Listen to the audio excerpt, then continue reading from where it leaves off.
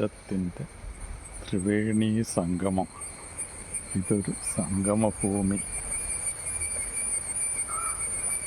ചെറുതോടുകൾ, അരുവികൾ സംഗമിച്ച് ഒന്നായിടുന്ന ഗ്രാമഭംഗി.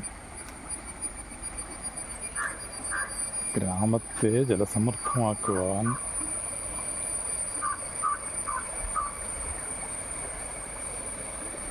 എൻ്റെ ബാല്യകാലം ഈ പനമ്പറ്റത്തമ്മ വീട്ടിൽ വന്ന് ഇവിടെ വന്ന് മീൻ പിടിച്ചതും ഗോപിപ്പൂച്ചയ്ക്ക് കൊടുത്തതും 55 വർഷം മുമ്പ്. എല്ലാ മീനമാസത്തിലും ഉത്സവത്തിന് വരുമ്പോൾ, ഓണത്തിന് വരുമ്പോഴേ ജലസമൃദ്ധിയുള്ളൂ. മീനമാസത്തിൽ വറ്റി വരണ്ട് കിടക്കുന്ന ചെറു അരുവികൾ,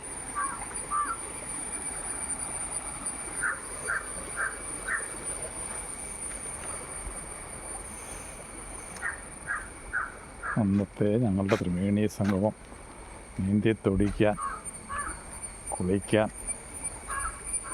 ഇത് ഞങ്ങൾക്ക് അന്ന് വൻപുഴയാണ്, ഇന്ന് ചെറുതോട്. ഇന്നത്തെ ചെറുതോട്, നാളത്തെ വൻപുഴ.